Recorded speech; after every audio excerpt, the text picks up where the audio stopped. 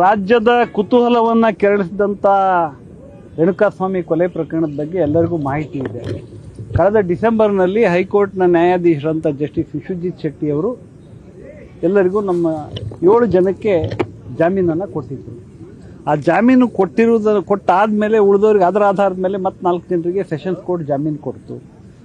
High court ಕೊಡೋಕ್ಕಿಂತ ಮುಂಚೆ ಕೂಡ 3 ಜನರಿಗೆ ಜಿಲ್ಲಾ ಸೆಷನ್ಸ್ ಕೋರ್ಟಲ್ಲಿ ಬೇಲ್ ಸಿಕ್ಕಿತ್ತು. ಒಟ್ಟು 17 ಜನ ಆರೋಪಿಗಳು. ನಾನು ಇದರಲ್ಲಿ 7ನೇ ಆರೋಪಿಯ ಪರ 14ನೇ ಆರೋಪಿ ಪ್ರದೋಷ್ ಅವ್ರ ಪರ ವಾದ ಮಾಡ್ತಾ ಇದ್ದೇನೆ ಹೈಕೋರ್ಟಲ್ಲಿ ಮತ್ತು ಸೆಷನ್ಸ್ ಕೋರ್ಟಲ್ಲಿ. ಇವತ್ತು ಕೇವಲ 7 ಜನರ ಮೇಲೆ ಜಾಮೀನನ್ನು ರದ್ದು ಮಾಡಬೇಕು ಅಂತ ಹೇಳಿ ಜನವರಿ ತಿಂಗಳಲ್ಲಿ ರಾಜ್ಯ ಸರ್ಕಾರದವರು ಒಂದು ಮೇಲ್ಮನವಿಯನ್ನು ಸಲ್ಲಿಸಿದ್ರು. ಸುಮಾರು 6-7 ಸಾರಿ ಇದು ಹಿಯರಿಂಗ್ ಆಗಿದೆ. ಮೊದಲು ಅಭಿಷೇಕ್ ಮನು ಸಿಂಘ್ವಿ ಅವರು ಬರ್ತಾ ಇದ್ರು ಆರೋಪಿಗಳಿಗೆ, ಆಮೇಲೆ ಕಪಿಲ್ ಸಿಬ್ಬಲ್ ಅವರು ಬಂದರು, ಇವತ್ತು ಸಿದ್ಧಾರ್ಥ್ ದವೆ ಅವರು ಬಂದಿದ್ದಾರೆ. ರಾಜ್ಯ ಸರ್ಕಾರ ಇದಕ್ಕೋಸ್ಕರ ವಿಶೇಷವಾಗಿ ಸಿದ್ಧಾರ್ಥ್ ಲೂತ್ರಾ ಅವರನ್ನು ಎಂಗೇಜ್ ಮಾಡಿದೆ. ಸೊ ಇವತ್ತು ಅಂತಿಮವಾದ ವಾದ ವಿವಾದ ಆಯಿತು ಸುಮಾರು 1.5 ಗಂಟೆ. ಈ ವಾದ ವಿವಾದವನ್ನು ಕೇಳಿದ ಮೇಲೆ ಇವತ್ತು ತೀರ್ಪನ್ನು ನ್ಯಾಯಮೂರ್ತಿ ಪರ್ದಿವಾಲಾ ಮತ್ತು ನ್ಯಾಯಮೂರ್ತಿ ಮಹದೇವನ್ ಅವರ 9ನೇ ನ್ಯಾಯಾಲಯ ತೀರ್ಪನ್ನು ಕಾಯ್ದಿರಿಸಿದೆ. ನಮ್ಮ ವಾದ ಏನು ಅಂದರೆ ಈ ಎಲ್ಲ ವಾದದ ಜೊತೆಗೆ ಲಿಖಿತ ವಾದವನ್ನು ಕೂಡ ಕೊಡಬೇಕು ಎಂಬತಕ್ಕಂಥ ಸೂಚನೆಯನ್ನು ಕೊಟ್ಟಿದ್ದಾರೆ. ಹಾಗಾಗಿ ನಾವು ನಮ್ಮ ವಾದ ಏನಿದೆ ಎಂಬುದರ ಜೊತೆಗೆ ನಾವು ಸುಮಾರು 3 ಪುಟಗಳ ಲಿಖಿತ ವಾದವನ್ನು ಕೊಟ್ಟಿದ್ದೇವೆ. ಆ ಲಿಖಿತ ವಾದದಲ್ಲಿ ನಾವು ಹೇಳಿದ್ದೇವೆ, ಆರೋಪಿ 14 ಪ್ರದೋಷ್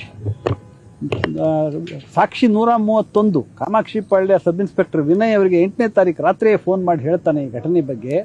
ಮತ್ತು 9ನೇ ತಾರೀಕು 14, 15, 16, 17 ಅವರು ಪೊಲೀಸರ ಮುಂದೆ ಸರೆಂಡರ್ ಆದ್ರಲ್ಲ, ಅವರು ಕೂಡ ಸರೆಂಡರ್ ಆದಮೇಲೆ ವಿನಯನ್ ಮತ್ತೆ ಭೇಟಿ ಮಾಡ್ತಾನೆ. ಹಾಗಾಗಿ ನೀವು ಈ ವಿಚಾರಣೆ ಮಾಡುವಾಗ FIR ನಿಮ್ಗೆ ಮಾಹಿತಿ ಮಾರನೇ ದಿನ 9 ಗಂಟೆಗೆ ಬಂದಿದ್ದಲ್ಲ, ನಿಮ್ಗೆ ಮಾಹಿತಿ ಹಿಂದಿನ ದಿವಸಲೇ ಇತ್ತು. ಅದರಿಂದ ನೀವು ನಿಮ್ಮ ವಿಚಾರಣೆ ಸರಿಯಾಗಿ ಆಗಿಲ್ಲ ಅಂತ ಹೇಳಿದ್ದೇವೆ. ಇದು ಹೈಕೋರ್ಟ್ ಮುಂದೆನೂ ಹೇಳಿದ್ವಿ.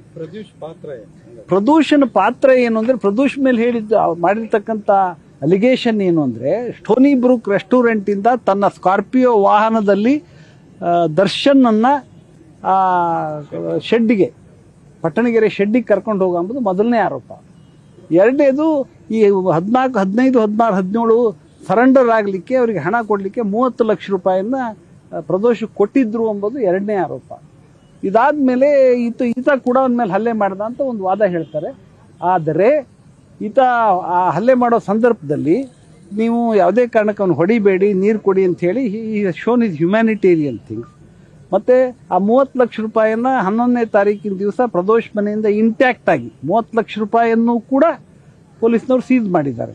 15, 16, 17 ಇವರು ತಮ್ಮ ಹೇಳಿಕೆಯಲ್ಲಿ 30 ಲಕ್ಷ ಅಥವಾ ಪ್ರದೋಷ್ ನಮ್ಗೆ ಹಣ ಕೊಟ್ಟಿದ್ದ, ನಮ್ಮನ್ನು ಎಂಗೇಜ್ ಮಾಡಿದ್ದ ಅಂತಕ್ಕಂಥ ವಿಚಾರವನ್ನು ಅವರು ಯಾವ ಹೇಳಿಕೆಯಲ್ಲೂ ಹೇಳಿಲ್ಲ. ಇವ್ರು ನ್ಯಾಯಾಲಯದ ಮುಂದೆ ಹೇಳಿರೋದು ಬಿಟ್ಟರೆ ಅದಕ್ಕೆ ಯಾವ ಸಾಕ್ಷ್ಯಾಧಾರಗಳು ಇಲ್ಲ.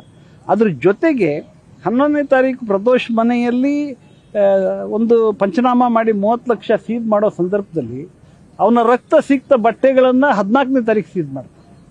11ನೇ ತಾರೀಕು ಇವನಿಂದ ಇಂತಿಂಥ ವಿಚಾರಣೆ ಮಾಡೋ ಸಂದರ್ಭದಲ್ಲಿ ಇಂತಿಂಥ ವಸ್ತುಗಳನ್ನ ವಶಪಡಿಸ್ಕೊಳ್ಬೇಕು ಅಂದರೆ ಬಟ್ಟೆಗಳನ್ನು ನಂತರ ಈ ಕಥೆಯನ್ನು ಈ ಧಾರಾವಾಹಿ ಎಪಿಸೋಡ್ ಥರ ಮಾರನೇ ದಿವಸ ಬಟ್ಟೆಯನ್ನು ಹಿಂಗೆ ಮಾಡ್ತಾರೆ. ಅದರಿಂದ ವಿಚಾರಣೆಯೇ ಸರಿಯಾಗಿ ಆಗಿಲ್ಲ ಎಂಬುದು ನಮ್ಮ ವಾದ. ಆಮೇಲೆ ಒಬ್ಬ ಸಬ್ ಇನ್ಸ್ಪೆಕ್ಟರ್ ನೋಡಿ, ಭಾಳ ವಿಶೇಷ ಅಂದರೆ ವಿನಯ್ ಕಾಮಾಕ್ಷಿ ಪಾಳ್ಯದ ಸಬ್ ಇನ್ಸ್ಪೆಕ್ಟರ್ ಆದರೂ ಕೂಡ ಈ ತನಿಖಾ ತಂಡದ ಸದಸ್ಯ ಅಲ್ಲ, ಆದರೆ ಒಂದು ಸಾಕ್ಷಿ 131. ಹಾಗಾಗಿ ಪ್ರಾಸಿಕ್ಯೂಷನ್ ಸಾಕ್ಷ್ಯಾಧಾರಗಳು ಸರಿಯಾಗಿ ಸಂಗ್ರಹಿಸಿಲ್ಲ ಎಂಬುದು ನಮ್ಮ ವಾದ ಆಗಿತ್ತು.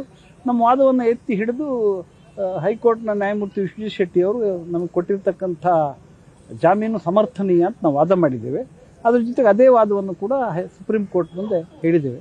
ಆದರೆ ಸುಪ್ರೀಂ ಕೋರ್ಟು ವಾದದ ಸಂದರ್ಭದಲ್ಲಿ ಪ್ರಶ್ನೆ ಉತ್ತರಗಳನ್ನ ಯಾವ ರೀತಿ ಕೇಳ್ತು ಅದರ ಆಧಾರದ ಮೇಲೆ ನಾವು ಒಂದು ತೀರ್ಪು ಇದೇ ಥರ ಬರ್ತದೆ ಅಂತ ಹೇಳಿ ಪ್ರಾಸಿಕ್ಯೂಷನ್ ಪರ ಪ್ರಶ್ನೆ ಕೇಳಿದರೆ ಅಥವಾ ಆರೋಪಿಗಳ ಪರ ಪ್ರಶ್ನೆ ಕೇಳಿದರೆ ಅಥವಾ 2ನೇ ಆರೋಪಿ ಬಗ್ಗೆ ಕೇಳಿದರೆ ಆ ಪ್ರಶ್ನೆಗಳ ಆಧಾರದ ಮೇಲೆ ತೀರ್ಪನ್ನು ಊಹಿಸ್ಲಿಕ್ಕೆ ಆಗೋದಿಲ್ಲ. ಯಾಕಂದ್ರೆ ಸುಪ್ರೀಂ ಕೋರ್ಟ್ ಈ ದೇಶದ ಸರ್ವೋಚ್ಚ ನ್ಯಾಯಾಲಯ.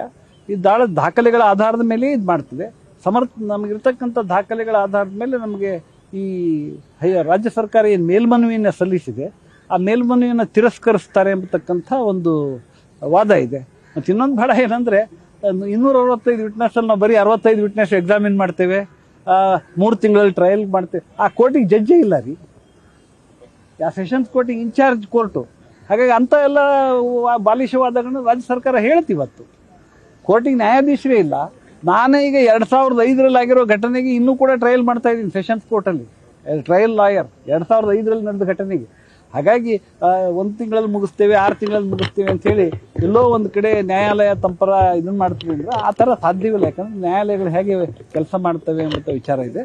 ಆದರೆ ನಾನು ನ್ಯಾಯಾಧೀಶರು ವಾದದ ಸಂದರ್ಭದಲ್ಲಿ ಕೇಳಿರಬಹುದಾದ ಪ್ರಶ್ನೋತ್ತರಗಳ ಮೇಲೆ ತೀರ್ಪನ್ನ ಊಹಿಸ್ಲಿಕ್ಕಾಗಲ್ಲ. ತೀರ್ಪು ರಿಸರ್ವ್ ಹೈಕೋರ್ಟ್ ಪ್ರಸ್ತಾಪ ಮಾಡ್ತಾ ಇದ್ರಿ, ತೀರ್ಪು ಕೊಟ್ಟು ಜಡ್ಜ್ ಶೆಟ್ಟಿ ಅವರ ಪೀಠ ಇವತ್ತು ಸಾಕಷ್ಟು 2ನೇ ಬಾರಿ ಅಸಮಾಧಾನವನ್ನು ವ್ಯಕ್ತಪಡಿಸಿರುವಂತಂದ್ರೆ ಕಳೆದ ಬಾರಿ ವಿವೇಚನೆ ಬಳಸಿಲ್ಲ ಅನ್ನುವಂತ ಪದಗಳನ್ನು ಕೂಡ ಬಳಸಿತ್ತು ಸುಪ್ರೀಂ ಕೋರ್ಟ್. ನೋಡಿ ಇವತ್ತು ಕೂಡ ಅಸಮಾಧಾನ. ನೋಡಿ, ಇವತ್ತು ಒಂದೇ ಮ್ಯಾಟ್ರ್ ಇತ್ತು, ಛತ್ತೀಸ್ಗಢ ಹೈಕೋರ್ಟ್ ಒಂದು ಮ್ಯಾಟ್ರ್ ಇತ್ತು, ಯಾವುದು 302 ಕನ್ವರ್ಟೆಡ್ ಇಂಟು 307. ಇಂಥ 4ನೇ ಕೇಸ್ ಬಂದಿದೆ ನಮ್ಮ ಮುಂದೆ ಅಂತ ಹೇಳಿದ್ರು. ಹೈಕೋರ್ಟ್ ನೋಡಿ, ಈ ದೇಶದ ಎಲ್ಲ ಉಚ್ಚ ನ್ಯಾಯಾಲಯಗಳ ಮೇಲೆ ಸರ್ವೋಚ್ಚ ನ್ಯಾಯಾಲಯಕ್ಕೆ ಅಧೀನ ನ್ಯಾಯಾಲಯಗಳು.